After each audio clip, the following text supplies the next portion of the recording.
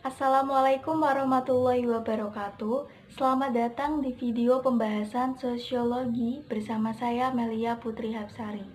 Di video kali ini kita akan membahas materi yang berkaitan dengan pelajaran sosiologi.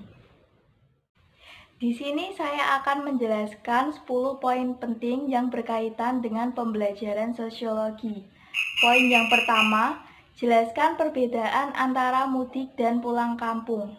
Menurut Imam Prasojo, hal ini membuat mudik diartikan sebagai kegiatan pulang kampung atau pulang dari kota ke kampungnya. Dalam perkembangannya, istilah mudik menjadi lebih spesifik, menjadi istilah bagi orang kota untuk pulang kampung menjelang Lebaran. Dia menerangkan bahwa mudik dan pulang kampung sama substansinya, tapi berbeda alasannya.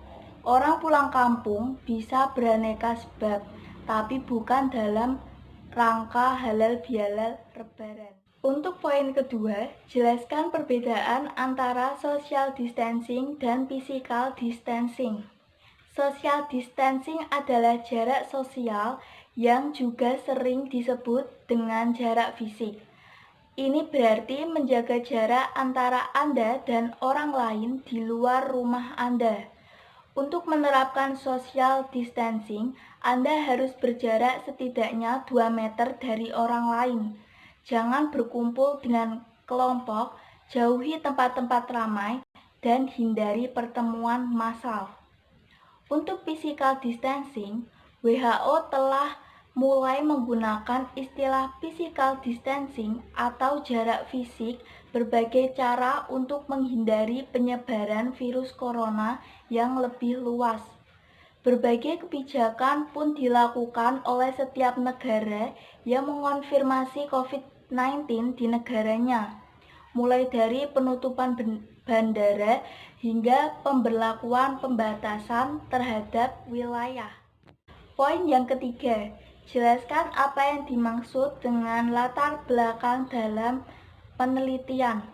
Di bagian latar belakang, kita menceritakan hal apa yang melatar belakangi kita untuk melakukan penelitian pada topik tertentu. Keempat, jelaskan rumusan masalah dalam penelitian. Rumusan masalah itu merupakan suatu pertanyaan yang akan dicari jawabannya melalui pengumpulan data. Bentuk-bentuk rumusan masalah penelitian ini berdasarkan penelitian menurut tingkat eksplanasi. Poin yang kelima, jelaskan perbedaan antara kuantitatif dan kualitatif.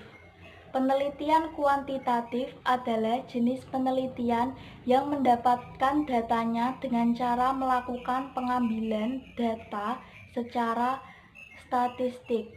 Sedangkan penelitian kualitatif adalah jenis penelitian yang datanya diperoleh dari transkripsi, wawancara, dokumen pribadi, dokumen resmi, foto, dan catatan di lapangan.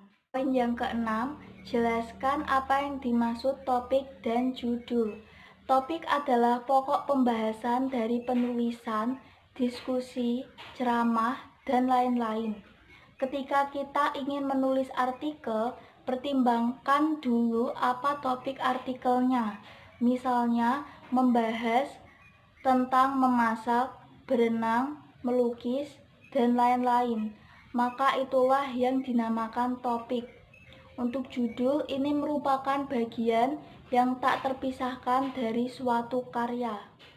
Yang ketujuh, jelaskan perbedaan antara studi kasus dan eksperimen. Studi kasus adalah salah satu metode penelitian dalam ilmu sosial. Sedangkan eksperimen adalah suatu set tindakan dan pengamatan yang dilakukan untuk mengecek atau menyalahkan hipotesis atau mengenali hubungan sebab akibat antara gejala. Poin yang kedelapan, jelaskan perbedaan antara penelitian murni dan penelitian terapan.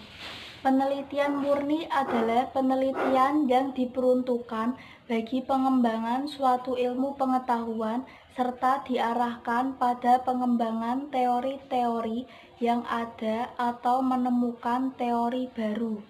Sedangkan untuk penelitian terapan dilakukan berkenaan dengan kenyataan-kenyataan praktis, penerapan, dan perkembangan ilmu pengetahuan yang dihasilkan oleh penelitian dasar dalam kehidupan nyata.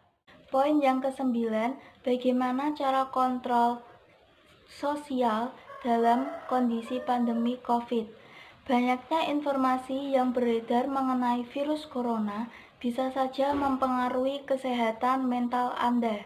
Rasa panik, stres, takut kehilangan orang-orang tercinta, dan perubahan aktivitas adalah segelintir dampak dari mewabahnya virus yang mengancam pernafasan ini. WHO telah menetapkan virus corona sebagai pandemi pada hari Rabu.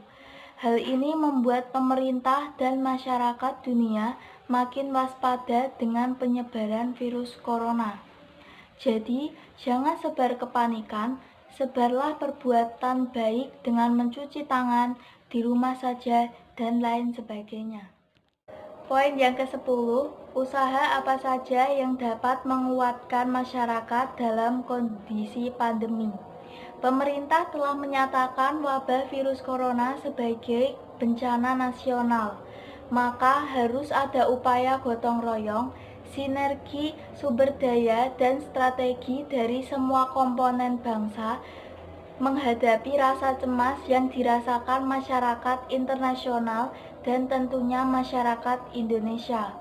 Apalagi dari hari ke hari, jumlah kasus positif COVID-19 terus meningkat signifikan.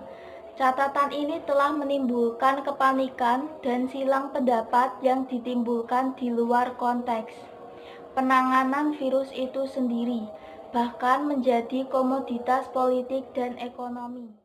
Mari hilangkan pertingkaian, politisasi, dan saling nyinyir seperti saat menghadapi kontestasi politik. Perang melawan virus corona adalah arena perjuangan kemanusiaan, bukan arena politik maupun ekonomi. Jadi itu 10 poin penting yang berkaitan dengan pembelajaran sosiologi. Maaf jika ada kekurangan dan salah kata. Wassalamualaikum warahmatullahi wabarakatuh.